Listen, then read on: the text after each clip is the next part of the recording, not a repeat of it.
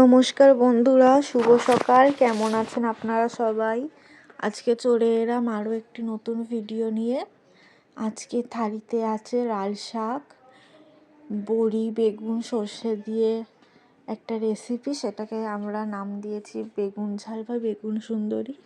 তোমরা কে কী বলো অবশ্যই কমেন্ট করে জানাবে। তোমরা কে কোথা থেকে দেখছো আর ওখানে কী নামে এই ডিশটাকে ডাকো জানিও সবাই। আর লাস্ট পাতে ছিল সর্ষে মাছ।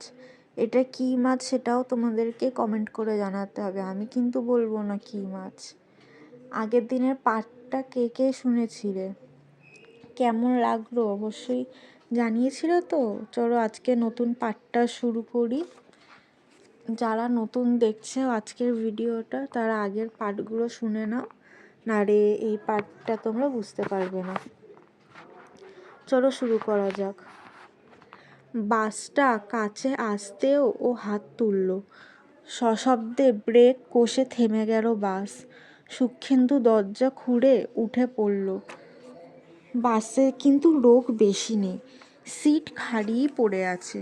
ও দরজা ঠিক পাশে একটা খালি সিটে বসে পড়ল। যাক, নিশ্চিন্ত। আবার ছেড়ে দিল বাস। বাসের মধ্যে মৃদু আলো জ্বলছিল।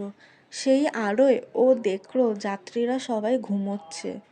কেউ সিটে হেলান দিয়ে, কেউ বা কারুর মাথা ঝুঁকে পড়েছে কারুর বুকের উপর, কেউ আবার পাশের যাত্রীর কাঁধে মাথা রেখে অঘরে ঘুমোচ্ছে।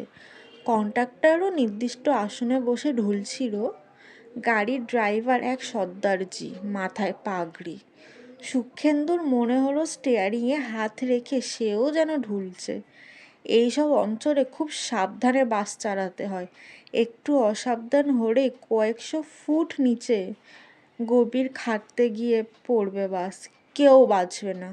সুখেন্দুর বুকের ভেতরটা কেমন করে উঠল। ভাবলো কন্ডাক্টরকে বলবে নাকি ওর আশঙ্কার কথা।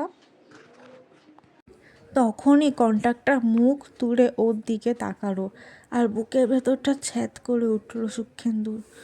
দু চোখ কোঠরে ঢোকা, ফ্যাকাশে মুখ, ঠিক যেন মরার মুখ। ও তাড়াতাড়ি মুখ ফিরিয়ে নিল, সহযাত্রীদের দিকে একবার চোখ ফেরালো। ও কি চোখের ভুল? ওর স্পষ্ট মনে হলো যেন বাসের সবাই ওর দিকেই তাকিয়েছিল। ও দৃষ্টি ফেরাতে আবার ঘুমের ভান করলো। যে অবস্থা ছিল সে অবস্থায় ফিরে গেল। একটু একটু করে আতঙ্ক গ্রাস করছে ওকে। এই অপার্থিব পরিবেশে ওকে যেন কেউ ঘিরে আছে। বাসের সব কাচের জানলা বন্ধ, তবু ভেতরটা যেন হিম ঠান্ডা। জোর করেও বাইরের দিকে চোখ ফেরালো। হঠাৎ হঠাৎ তারপরে কি হবে, তার পরের পার্ট জানার জন্য তোমরা অপেক্ষা করো। পরের ভিডিওতে নিয়ে আসবো। এখন